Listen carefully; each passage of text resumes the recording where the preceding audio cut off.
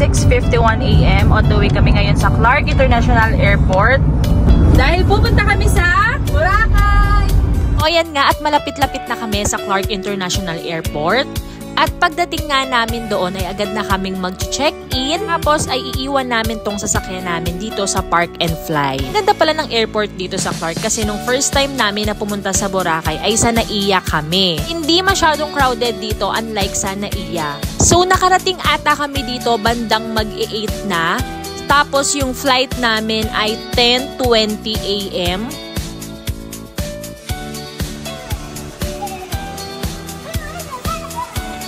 So ayan, nag-check-in na nga kami dito. So ayan, pag nag-check-in nga kayo ay hihingan kayo ng mga valid IDs nyo at after that ay bibigyan kayo na boarding pass and ikikilo lahat ng mga gamit nyo. So after namin mag-check-in, kakain nga muna kami dito sa restaurant dito. Meron silang mga iba't ibang kainan, mga Wendy's, gano'n. So Wendy's kami kumain, hindi ko na na-videohan kasi nagmamadali kami. And then after nga nyan ay papasok na kami doon sa airplane. Medyo na-delay nga yung flight namin ng mga ilang minutes lang naman. So ayan, papasok na kami doon sa airplane. At buti na lang ay magkakatabi yung seats na binigay sa amin. Pero bandang dulo kami.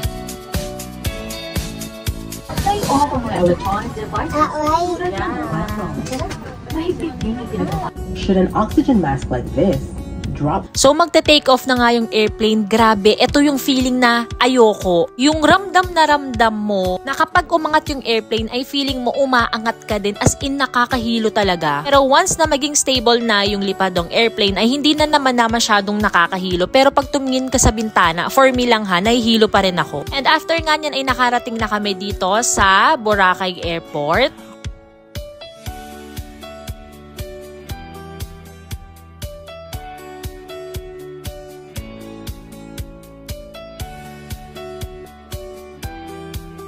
So yan, bago kayo makarating sa mismong hotel nyo, napakadami nyo pang pagsubok na pagdadaanan dito, char. Pero ang maganda dito kasi, yung kinuha namin doon sa tour package, ay meron na siyang kasamang ganyan, yung Southwest Tours na parang service mo ganon, na pagbaba mo ng airplane, susunduin ka nila, tas ihahatid ka nila doon sa port. Tapos, pagdating mo doon sa port ay sasakay ka sa boat din nila and then van naman papunta naman sa hotel. Pwede ka rin namang mag-DIY dito pero mas mabilis kasi talaga kapag kaganyan na may service ka. Especially kapag ka meron kang toddler na kasama. Itong part na to ay nasa van na kami, ihahatid na kami dito sa hotel na pag-i-stayan namin.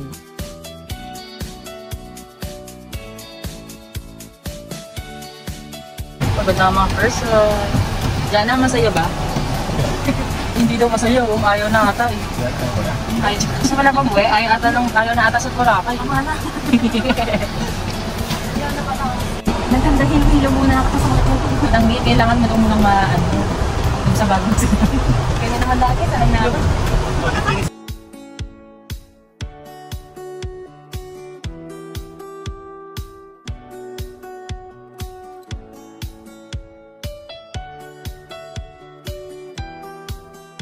Ayan, nakababa na nga kami ng van at papasok na kami dito sa hotel namin. So dito kami nagstay sa Golden Phoenix Hotel. Tapos miski sa pag-check-in nyo sa hotel ay ihahatid kayo ni Kuya. Tutulungan kayo magdala ng mga maleta nyo, ng mga gamit nyo, ganyan. At nakarating nga kami dito, mag-1 pa lang ata. Pero napakadaming taong mag-check-in. So, alas 3 pa daw pwedeng mag-check-in. So, lumabas muna kami pagkaiwan ng gamit namin. Tapos, magla-lunch kami. So, naghahanap kami ng kainan dyan sa part na yan. So, dahil nga medyo pagod kami sa biyahe, sumakay kami sa e-bike ba yan o e-tricycle papuntang D-Mall. So, kakain lang kami sa Jollibee. Alam nyo, ang pinuntahan lang talaga namin sa Boracay ay yung Jollibee nila. Again, hindi ko na naman siya na-videohan dahil nga nagmamadali kami kumain at gutom na kami. So, bumalik na nga kami sa hotel para mag-check-in para din makapagpahinga na.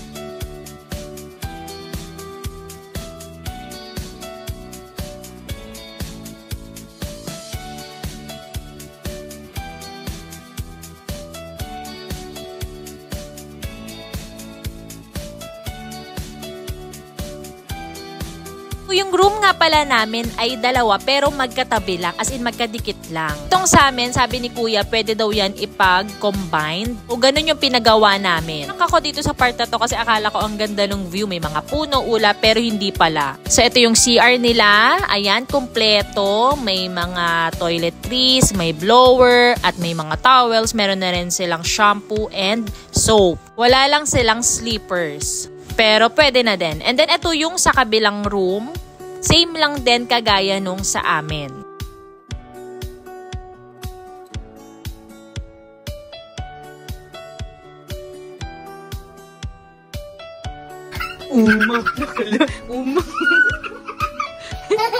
Kapag katulog nga nung anak namin ay pinapak namin tong tinake out namin kanina sa Jollibee.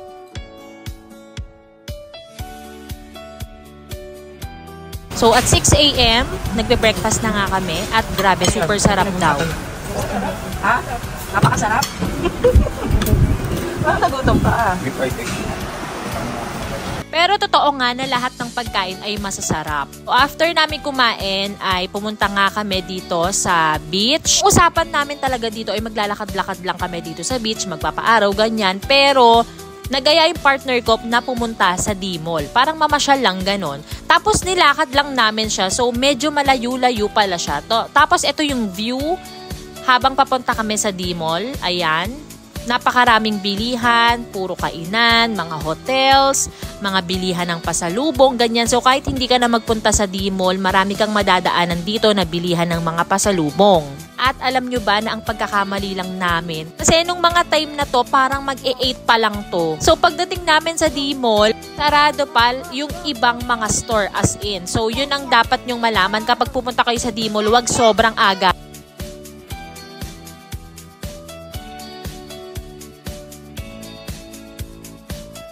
Napakarami ring mag-aalok sa inyo dito ng mga package deals, ng mga activities. After ilang walks, nakarating na kami sa D-Mall, tapos ayun, sarado pala. Itong epic na to, na-try na namin kumain dyan nung first punta namin sa Boracay. O ayan, makikita nyo yung ibang store, mga nakasarado pa talaga.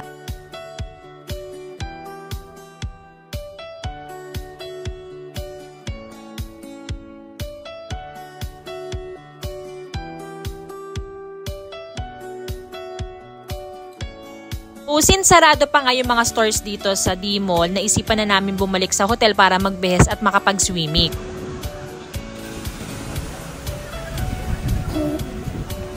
You want to go home now? Beach.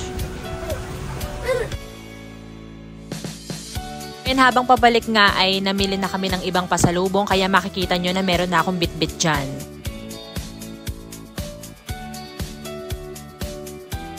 Siyempre, lahat ng hotel merong pool. So, ito ang itsura ng pool ng Golden Phoenix. So, inuna muna namin itong pool. And after neto ay lilipat na nga kami doon sa beach.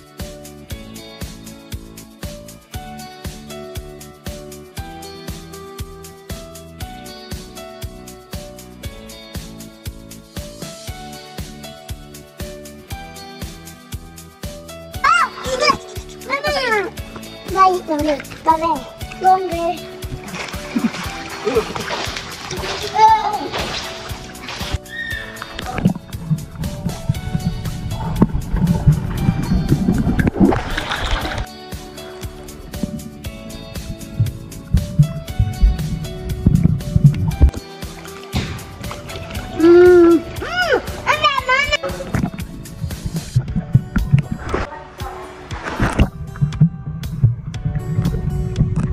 After nga namin mag-swimming ay magla-lunch kami dito sa Andoc since napakalapit lang dito sa hotel namin. Kung medyo nagbabudget kayo, dito kayo gumora sa Andoc. Napakamura lang nung price pero ang sarap ng mga foods nila. And after nga namin kumain ay tatambay na kami dito sa beach tapos maliligo na rin. Ang magic carpet. 30.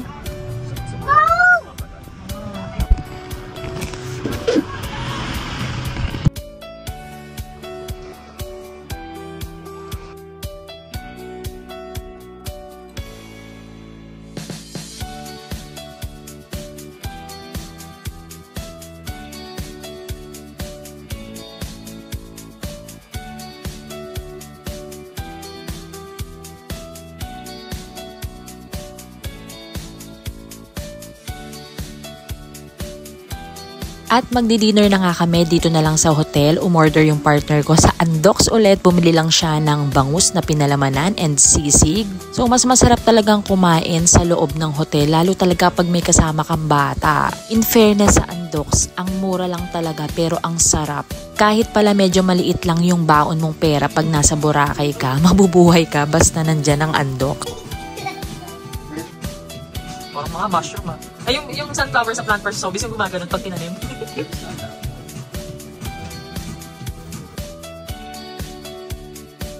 And eto na nga yung second breakfast namin dito sa buffet nila. Ito talaga yung tipo na kapag ka nagbakasyon kayo, tapos kahit hindi ka naman morning person, gigising at gigising ka dahil meron silang free breakfast. After naming mag-breakfast, tumambay na ulit kami sa beach.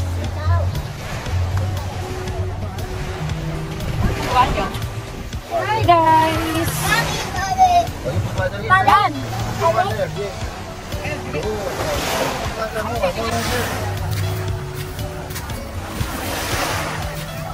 You put more water. You put more water. Here. You get water and you put here.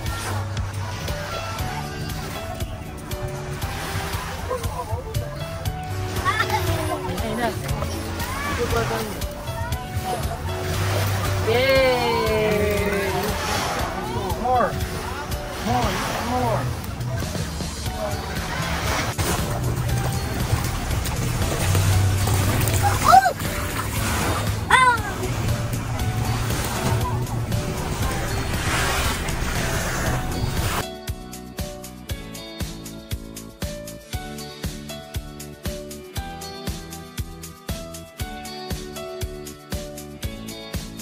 So after nga naming tumambay sa beach, balik na kami muna sa hotel para magbihis. Tapos maghahanap nga kami ng kakainan namin for lunch. So dito na namin napiling kumain sa Peri Peri kasi yung ibang mga restaurants or kainan ay sarado pa sila. Ang sarap ng food dito, especially yung flavored chicken skin nila. After namin kumain ay kakain kami ng panghimagas dito. And after nga nito ay babalik na kami sa hotel dahil kinabukasan ay napakaaga ng flight namin, as in 5:30 AM kami susunduin. Tulong bandang mga hapon inutusan ko yung partner ko na yung mga marurumi naming damit ay ipalaundry na para pag uwi namin dito sa bahay ay wala na ako masyadong lalaban. And ayan nga, nakuha na. So mag-aayos na ako ng mga gamit namin. Ililigpit ko na lahat.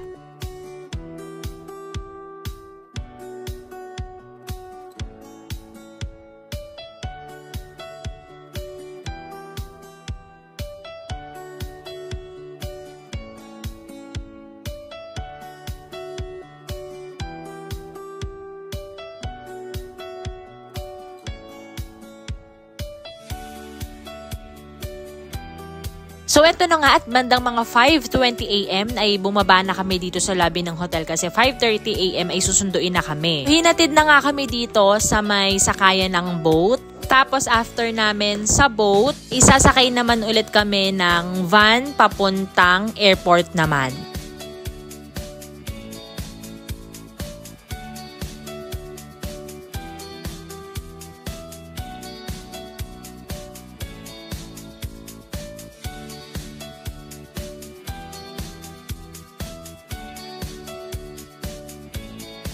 Last, nandito na nga kami sa airplane, nag-take off na to. After nga namin dito sa airplane, nagla-lunch lang kami kay Aling Lusing. And after that ay dadaan kami sa LA Bake Shop para bumili ng mga ibang pampasalubong dahil nga hindi na kami nakabili sa Boracay nung iba. Na lahat ng kabuuan ng 4 days and 3 nights namin sa Boracay. Sana nag-enjoy kayo. Please don't forget to like and subscribe to my channel. It's me again, your Mama Sol. Bye!